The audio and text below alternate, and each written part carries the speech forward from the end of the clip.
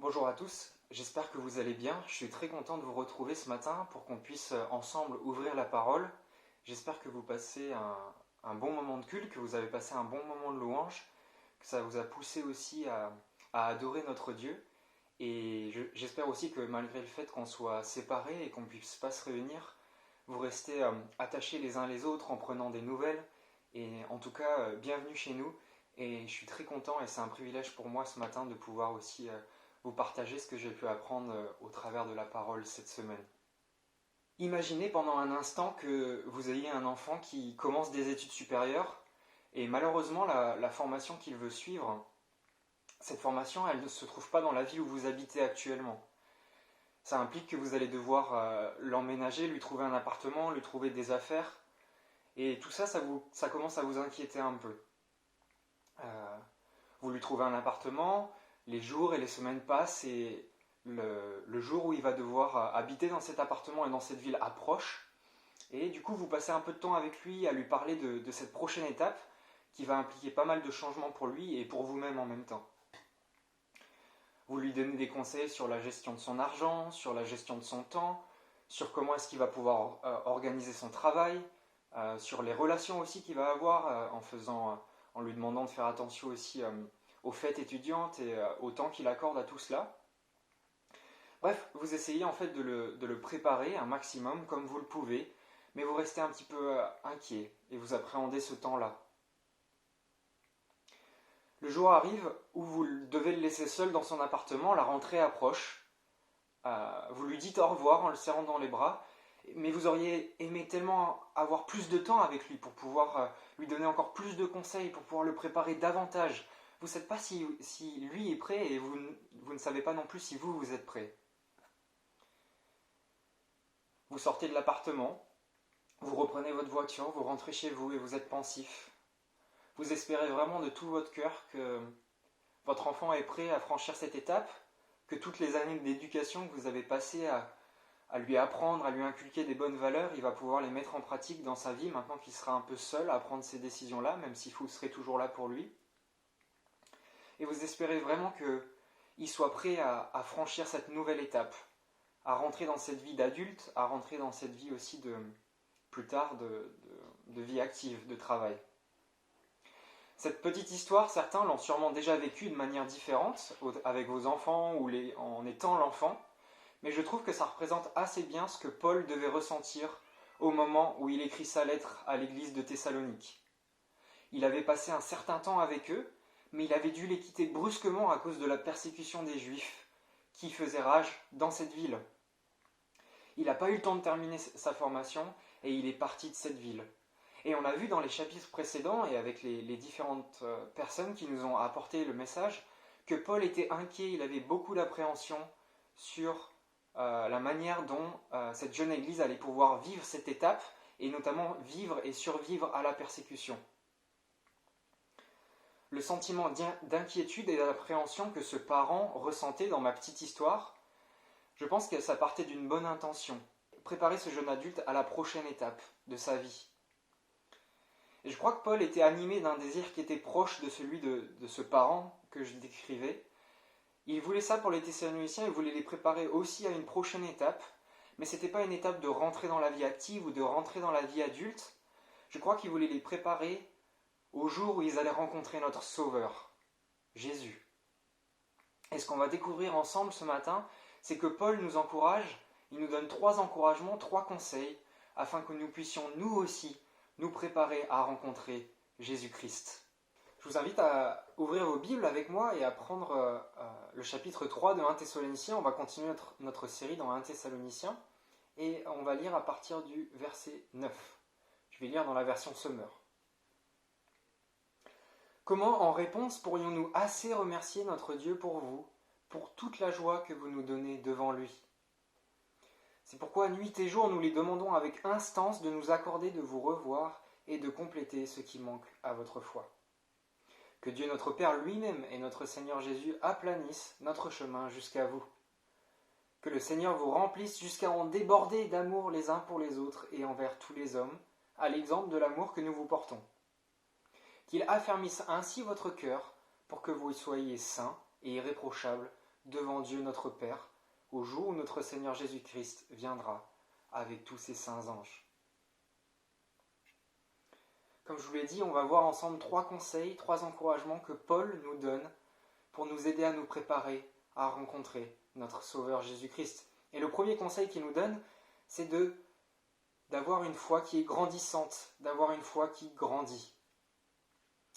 Comme je l'ai dit déjà, mais Paul avait quitté les Thessaloniciens de manière précipitée à cause de la persécution qui prenait place à Thessalonique. C'est ce qu'on voit en Actes 17, verset 10.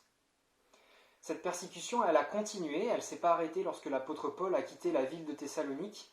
Elle a continué envers la jeune église de Thessalonique, et c'est ce que nous avons vu dans les précédents chapitres de cette lettre aux Thessaloniciens. Et face à cette persécution, face à ce que aussi Paul sait que les Thessaloniciens vivent de cette persécution, il va vouloir retourner les voir pour pouvoir les encourager et pour pouvoir être sûr qu'ils n'ont pas abandonné la foi. Mais on a vu dans le texte de la semaine dernière que Joël a prêché que Paul avait été empêché de retourner à Thessalonique, que les circonstances avaient fait qu'il n'avait pas pu retourner là-bas. Et donc il avait finalement envoyé Timothée pour prendre des nouvelles de cette jeune église et pour voir lui rapporter ce qui s'y passait. Et notre texte se trouve juste au moment où Timothée revient de Thessalonique avec les nouvelles de comment va cette église. Et les nouvelles sont bonnes, c'est ce que nous avons vu avec Joël la semaine dernière.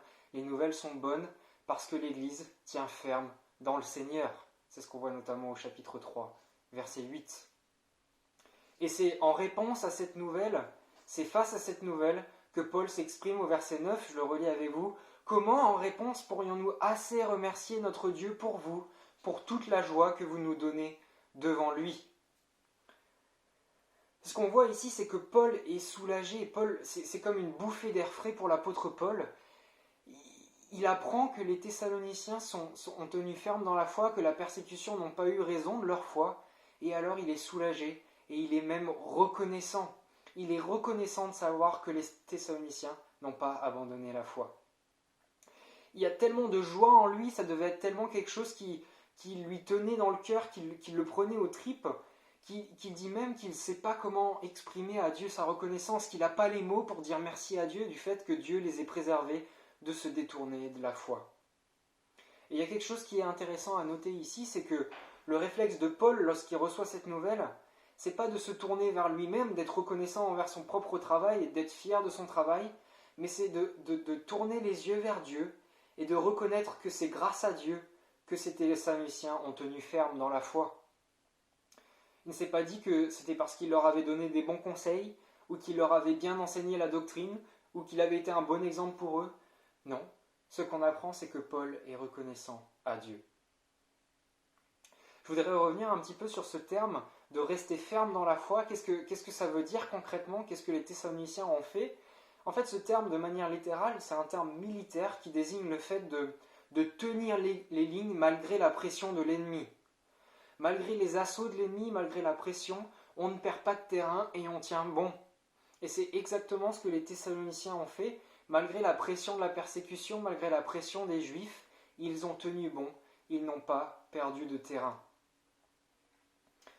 Et il y a quelque chose qui m'encourage beaucoup dans ce texte, c'est que des jeunes croyants qui se sont convertis à peine il y a quelques mois peuvent être un encouragement pour quelqu'un aussi expérimenté et aussi important que l'apôtre Paul.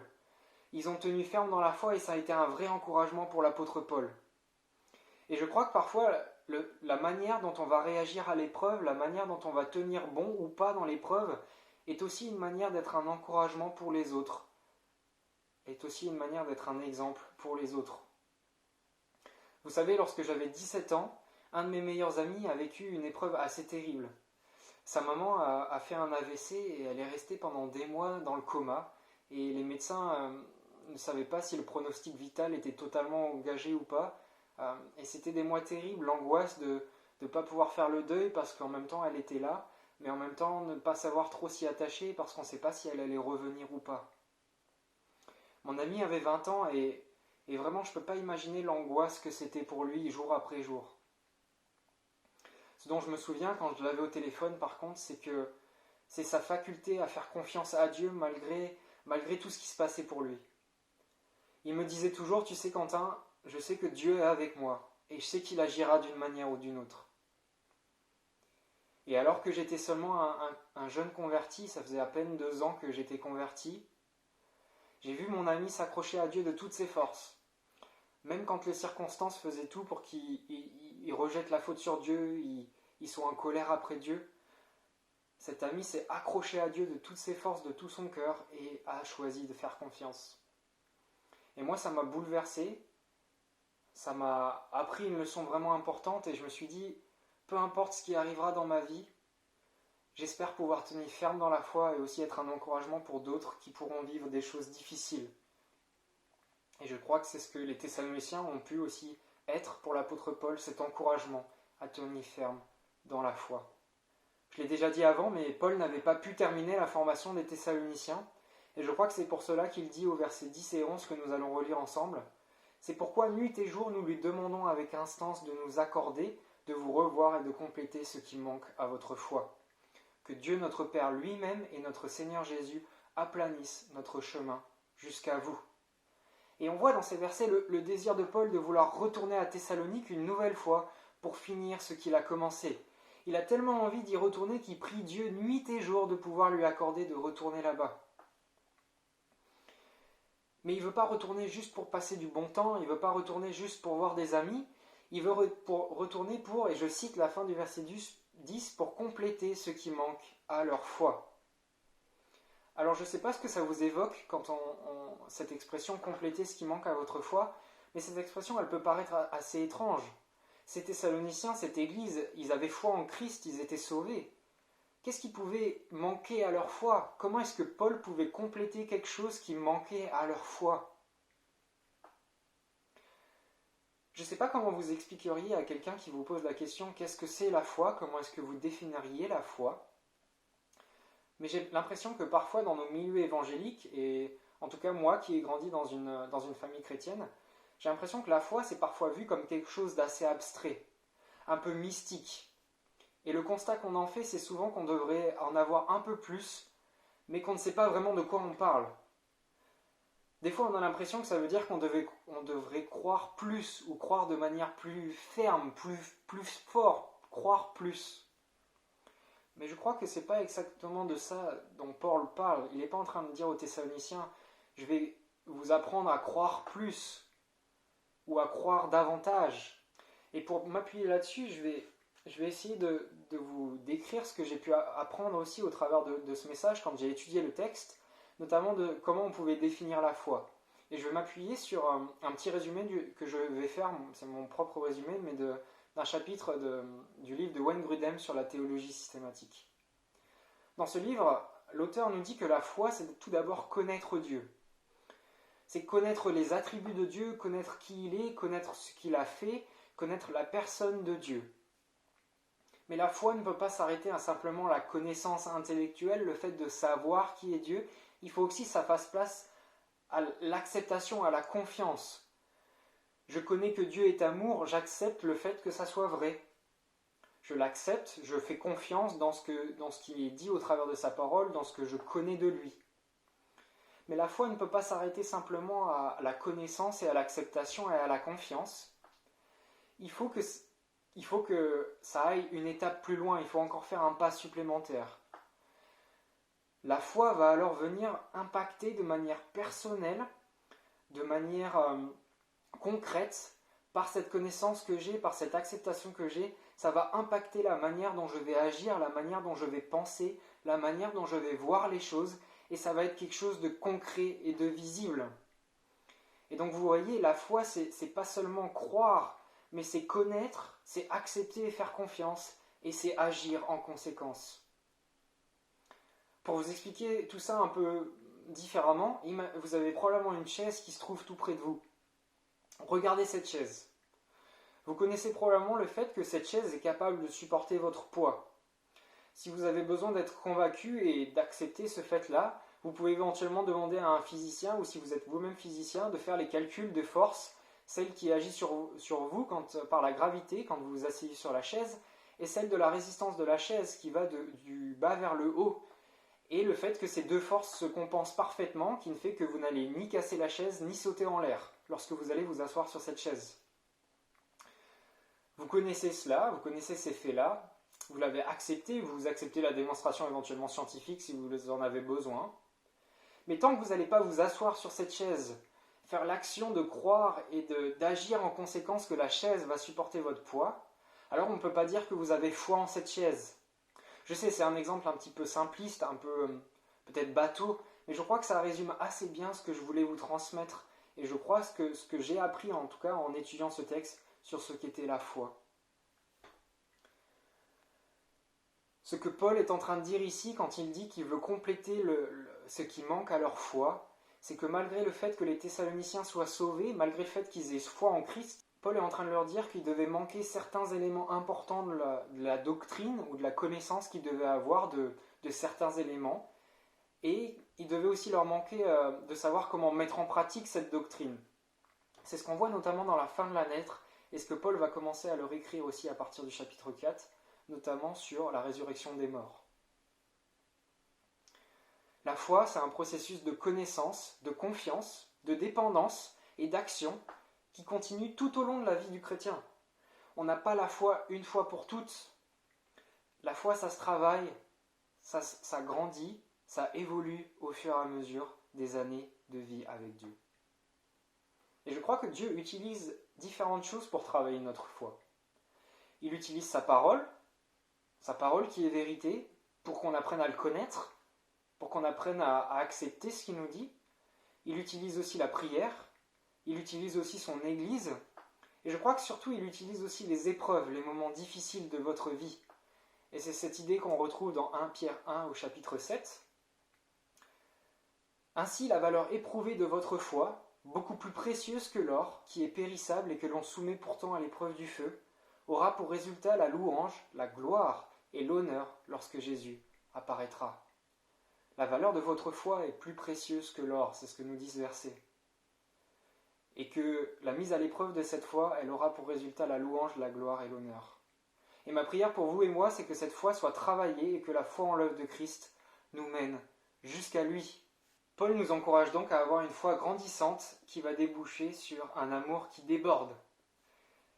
Paul sait maintenant que les Thessaloniciens ont tenu ferme dans la foi et il va les encourager à s'aimer les uns les autres. On peut relire ensemble le verset 12. Que le Seigneur vous remplisse jusqu'à en déborder d'amour les uns pour les autres et envers tous les hommes, à l'exemple de l'amour que nous vous portons. Souvenez-vous, si vous remontez un peu au chapitre 1, Paul avait reconnu que les Thessaloniciens avaient fait preuve d'amour. C'est ce qu'on voit en 1 Thessaloniciens, chapitre 1, verset 3.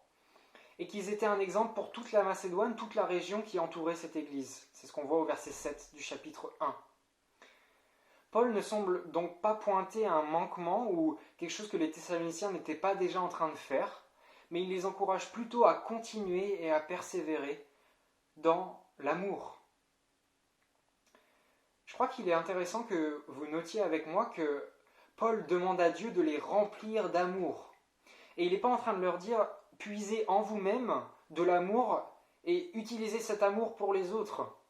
Ce qu'il est en train de dire, c'est qu'il demande à Dieu de les remplir d'amour qui déborde, et qui déborde tellement que cet amour, elle aille jusque pour les gens de l'Église et même au-delà, pour tous les hommes, même pour les non-croyants.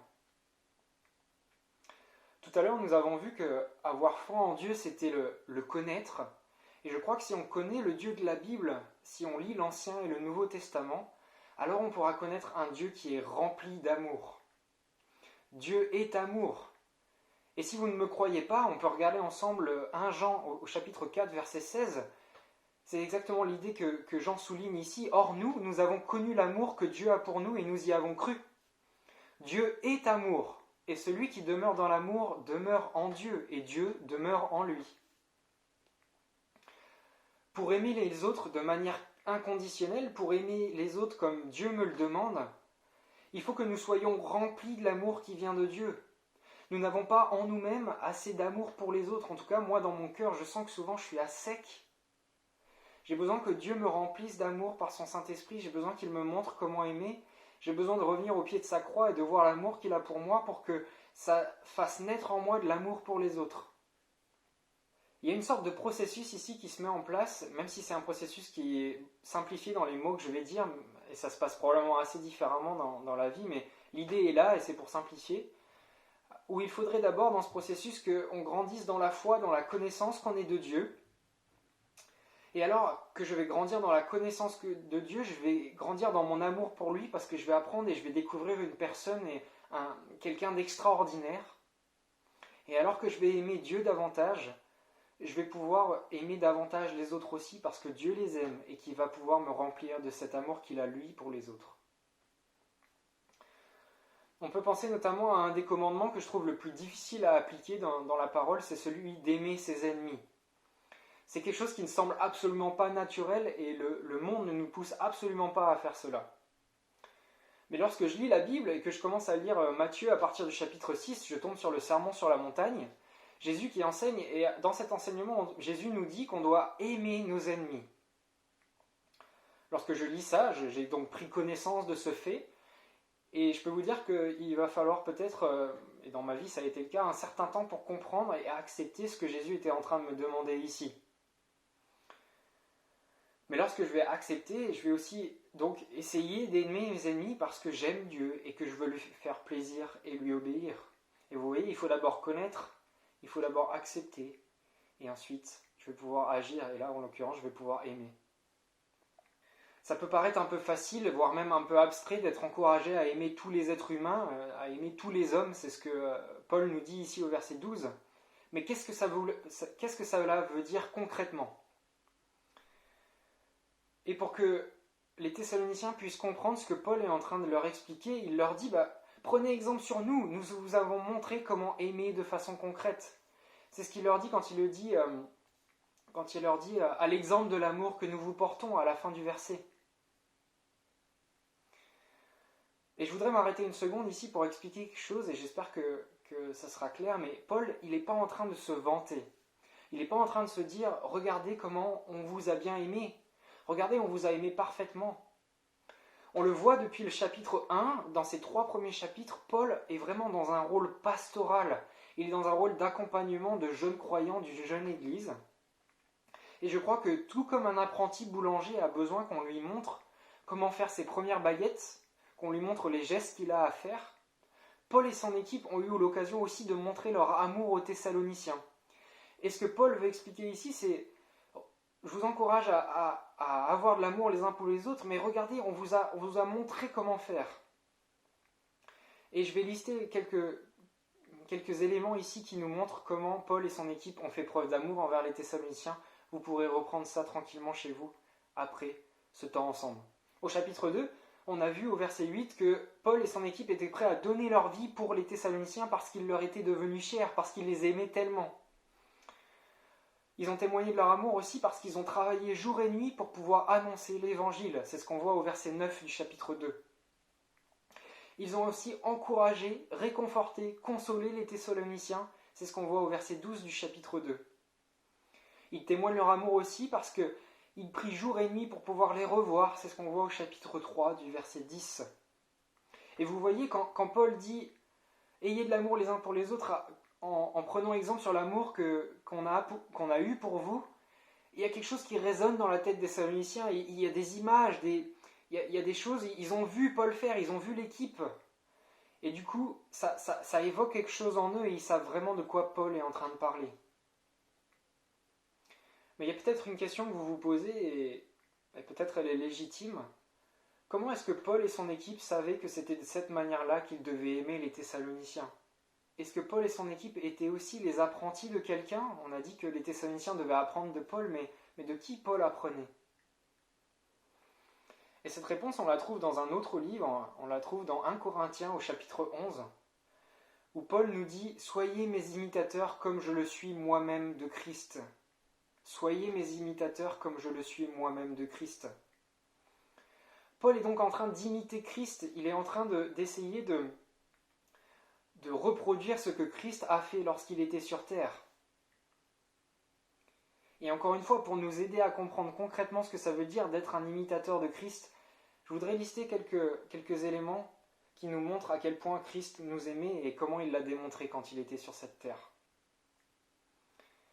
On voit notamment en Matthieu 14, à partir du verset 13, que Jésus donne à manger à ceux qui ont faim. Jésus témoigne aussi de son amour en Jean 4, à partir du verset 1, parce qu'il écoute et qu'il parle avec la femme samaritaine. Jésus témoigne de son amour aussi lorsqu'il est rempli de compassion en voyant des personnes souffrir. On le voit à plusieurs reprises, mais notamment en Luc 7, à partir du verset 13. Jésus prie pour ses disciples et pour les futurs croyants. C'est ce qu'on voit en Jean 14. Ça témoigne de l'amour qu'il avait pour eux et pour nous. Jésus accepte aussi un faux jugement qui le condamne pour mourir à notre place. On voit ça en Luc 23, notamment à partir du verset 1. Et enfin, peut-être l'une des marques d'amour les plus grandes, c'est que Jésus a accepté d'être abandonné par le Père afin que nous ne soyons plus jamais abandonnés et de porter nos péchés à notre place. Et ça, c'est le récit qu'on trouve en Marc 15 à partir du verset 34. Si nous appartenons à Christ, nous sommes alors appelés à aimer les autres en prenant exemple sur la manière dont Jésus nous a aimés. Et ça ne veut pas dire qu'on va devoir sacrifier notre vie pour leurs péchés, Jésus l'a déjà fait, mais nous pouvons leur témoigner de notre amour en parole et en action en prenant exemple sur ce que Jésus a fait tout simplement. Alors j'aimerais nous donner et nous encourager à suivre quelques pistes qui pourront nous aider à aimer davantage, à avoir cet amour débordant que Paul décrit ici et qu'il encourage les Thessaloniciens à avoir. Je vous encourage et je nous encourage d'abord à demander de l'aide à Dieu, demander à Dieu de nous remplir de cet amour qu'on n'a pas en nous. En tout cas moi cet amour j'ai du mal à le voir dans mon propre cœur. Demander à Dieu et lui dire qu'on est incapable d'aimer par nous-mêmes. Ça passe par la prière et ça passe aussi par la repentance. Et c'est ce que je nous encourage à faire aussi ce matin, peut-être même dès la fin de ce message. Je nous encourage aussi à prier pour des personnes en particulier. Je crois qu'en tant que chrétien, un des plus beaux gestes et des manières les plus concrètes de témoigner de l'amour pour les autres, c'est de prier pour eux. Prier pour leurs besoins, prier pour la maladie, prier pour plein de choses. Mais prier pour les autres est un privilège et c'est aussi un acte d'amour. Je nous encourage à faire aussi cet exercice. Je l'ai fait avec quelques textes, pas forcément les évangiles en entier, mais je nous encourage à relire un évangile en regardant et en soulignant comment Jésus prend soin des autres et comment il donne de son temps et de son énergie pour les autres. Et à chaque fois que j'ai fait ça dans des textes, j'ai été abasourdi, bouleversé par la manière dont Jésus s'oublie à lui-même, le temps qu'il passe pour les autres et le temps qu'il accorde aux autres. Une autre manière de faire serait aussi peut-être de penser aux autres avant de penser à moi. Ça peut prendre plein de formes différentes. Ça peut aller d'accepter de faire quelque chose qui n'était pas forcément à moi de faire. Je pense notamment aux enfants ou même à nous quand on doit faire des tâches, notamment peut-être débarrasser de la vaisselle alors que c'était autour de quelqu'un d'autre. Ça peut aussi prendre la forme de prendre des nouvelles de quelqu'un alors que je comptais regarder une série ou un film ce soir. Ça veut dire mettre mon bien-être de côté pour prendre du temps pour quelqu'un d'autre. Et puis ça peut aussi, une dernière piste d'application, prendre du temps avec des plus jeunes dans la foi pour pouvoir les aider à cheminer avec Christ et à grandir. Je crois que c'est vraiment une marque aussi d'amour quand on prend le temps de cheminer avec des gens qui sont peut-être plus jeunes, moins expérimentés. Et c'est ce que Jésus a fait avec ses disciples et c'est ce que Paul est en train de faire avec les Thessaloniciens. Paul nous encourage donc à avoir une foi grandissante, un amour débordant, et maintenant il va aussi nous encourager à avoir une ferme espérance. L'amour, la foi, l'espérance. Verset 13, qu'il affermisse ainsi votre cœur pour que vous soyez saints et irréprochables devant Dieu notre Père, au jour où notre Seigneur Jésus-Christ viendra avec tous ses saints anges. Cette foi qui grandit, cet amour qui déborde pour les autres nous amène à vouloir vivre avec un cœur qui soit irréprochable dans la sainteté devant Dieu. C'est ce que ce verset 13 nous encourage à faire. Paul prie pour que Dieu rende fixe, place de manière stable, c'est ce que ça veut dire affermir, place de manière stable le cœur des Thessaloniciens sur ce qui est saint et irréprochable. Ce que Paul encourage à faire, c'est de vivre une vie juste, une vie d'obéissance face à la sainteté de Dieu, dans lequel les Thessaloniciens croient. Ils croient en Dieu, un Dieu qui est saint, un Dieu qui est juste, un Dieu qui est parfait. Et ils aiment ce Dieu-là. Cet encouragement de Paul, il rejoint ce que Jésus prêchait au cours du Sermon sur la montagne, dans Matthieu 5, au verset 48. « Soyez donc parfaits comme votre Père céleste est parfait. » Je ne sais pas pour vous, mais il faudra probablement pas longtemps, si ce n'est déjà fait, pour vous rendre compte que je suis bien incapable de vivre et de mettre en pratique ce commandement. Et j'ai bien peur que ça soit le cas aussi pour vous. La question que je me pose quand je lis ce commandement de Jésus et cet encouragement de Paul à vivre une vie sainte, c'est pourquoi est-ce que Dieu, au travers de Paul ici, nous encourage et nous demande de faire quelque chose alors qu'il savait que nous n'y arriverons pas. Et une première piste de réponse pour cette question, c'est, je crois déjà ici, il faut remarquer que Paul demande à Dieu d'agir dans le cœur des Thessaloniciens et pas aux Thessaloniciens d'agir eux-mêmes. C'est-à-dire que Paul ne demande pas seulement aux Thessaloniciens d'être saints, mais il demande à Dieu de les aider dans cette tâche. Et je crois que c'est quelque chose qui est important dans la sanctification, et c'est une idée qu'on retrouvera un peu plus tard dans ce que je vais expliquer, mais Dieu agit en nous pour nous aider à accomplir cette chose qui nous paraît impossible. La deuxième remarque et deuxième piste de réponse sur pourquoi est-ce que Dieu nous demande quelque chose qui nous semble impossible, c'est que ce n'est pas parce qu'un objectif n'est pas atteignable qu'il ne reste pas l'objectif. Ce n'est pas forcément une excuse. La troisième remarque que je voudrais faire, c'est que Jésus savait pertinemment que nous n'y arriverons pas. C'est la beauté extraordinaire et c'est ce que je trouve formidable dans l'Évangile et j'espère que ça vous touchera ce matin, mais c'est que Dieu me demande de faire quelque chose qui est, par mes propres forces, n'est pas faisable, mais il n'en est pas simplement resté là, il n'est pas simplement nous demander de faire cette chose-là, il nous a montré le chemin. Il nous a montré comment aimer, il nous a montré comment agir, comment prier parfaitement en la personne de Christ. Et ce que je trouve encore plus extraordinaire, c'est qu'il nous a montré comment faire, mais il s'est engagé lorsqu'on s'est converti, lorsqu'on a accepté Jésus-Christ dans notre vie, il s'est engagé dans un processus de transformation profond, et il ne fait pas que nous sauver de notre péché. Il prend notre vieille nature et il la transforme petit à petit à son image dans un processus extraordinaire qui a commencé lorsque nous nous sommes convertis et qui s'achèvera lorsque nous mourrons.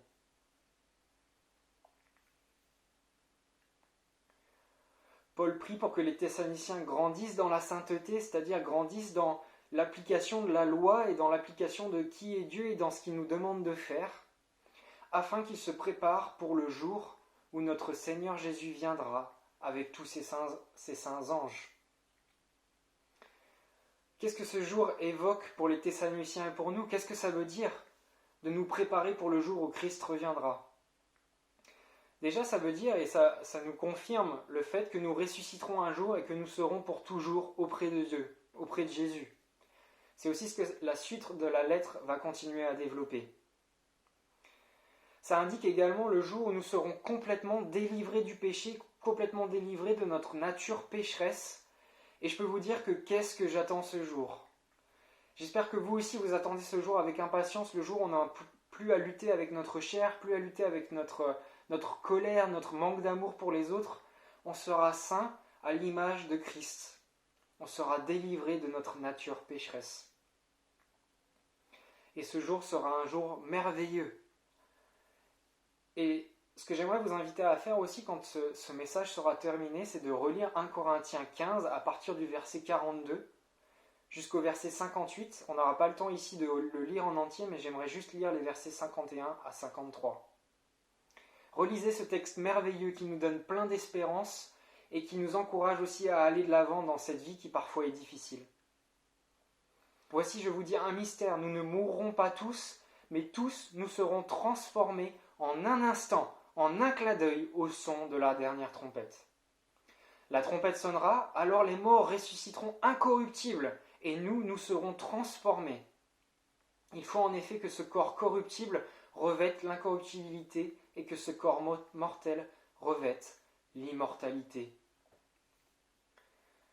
Je crois qu'il est bon pour nous de garder en tête cet objectif. Nous nous tiendrons, nous serons debout un jour face à face avec Jésus.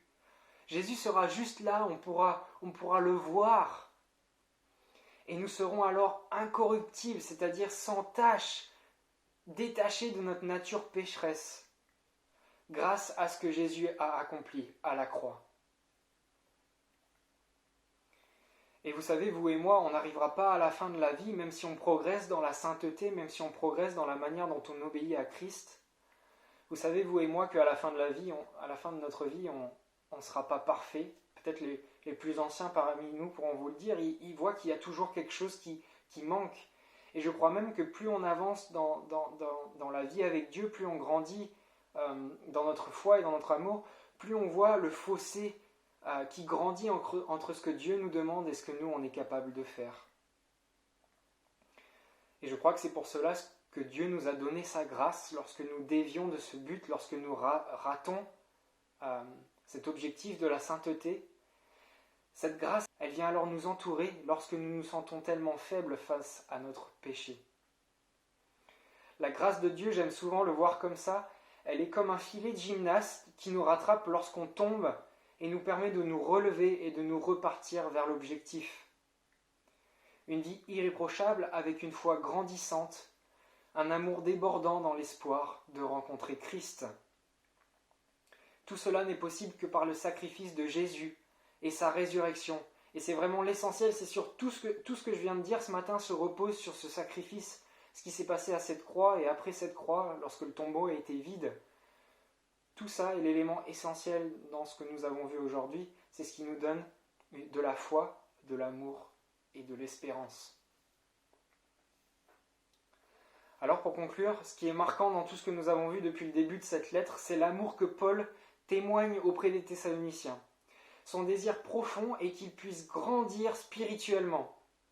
Dans notre texte aujourd'hui, on a pu voir ce que ça voulait dire grandir spirituellement. Grandir spirituellement, c'est grandir dans la foi, c'est avoir un amour débordant, et c'est avoir une ferme espérance qu'un jour nous nous tiendrons devant Christ et que Dieu nous appelle à être saints tout comme lui est saint. Souvenons-nous que Dieu nous aide dans ce processus, il est même celui qui va nous rendre capables d'accomplir ce qu'il nous demande. Une autre chose devrait nous encourager et nous pousser à persévérer dans les efforts, et je crois que c'est ce que Paul a voulu expliquer dans ce texte, c'est qu'un jour nous nous tiendrons devant Dieu et nous serons pour toujours auprès de lui.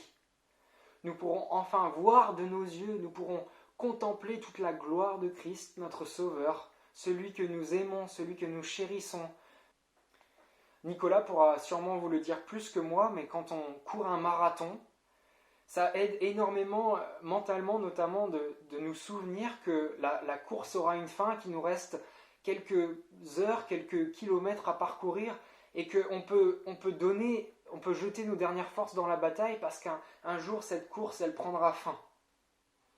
Quand j'étais étudiant et qu'il y avait de longues semaines d'examens, je me souvenais aussi qu'après les examens arrivaient les vacances et des moments plus calmes et que la fin de ces examens voulait dire une année qui allait se terminer et une autre qui allait commencer. Avec ces deux exemples, je crois qu'on peut se rappeler que Dieu nous donne l'assurance de cette ligne d'arrivée qui signifiera tellement de choses pour vous et moi. Notre vie aura aussi une ligne d'arrivée. Et cette ligne d'arrivée, elle va vouloir dire tellement de choses pour nous. Elle va vouloir dire un nouveau corps, un corps parfait. Elle va vouloir dire une présence parfaite de Dieu parmi nous. Elle va vouloir dire tellement plus, une éternité passée auprès de Dieu. Je crois que cette ligne nous encourage à avancer d'un pas décidé, avec l'aide de Dieu, vers ce but en grandissant dans la foi, en grandissant dans l'amour, avoir un amour débordant et dans la sainteté. Je vous invite à prier. Seigneur, je te remercie pour ce texte où tu nous rappelles que tu veux que nous grandissions dans la foi, tu veux qu'on ait de l'amour aussi qui déborde les uns pour les autres, un amour qui vient de toi, et tu veux aussi qu'on tienne fermement dans l'espérance, et que malgré les choses difficiles de cette vie, nous pouvons être sûrs qu'un jour nous serons auprès de toi, et que ça marquera la ligne d'arrivée de nos vies. Je te prie Seigneur que tu continues à œuvrer par ton Saint-Esprit dans nos cœurs, afin de nous rendre saints comme toi tu es saint, petit à petit, que tu nous fasses grandir, que tu nous fasses toujours te connaître davantage au travers de ta parole, au travers de la prédication, au travers des groupes de maison, des groupes de croissance et de tout ce qu'on peut mettre en place.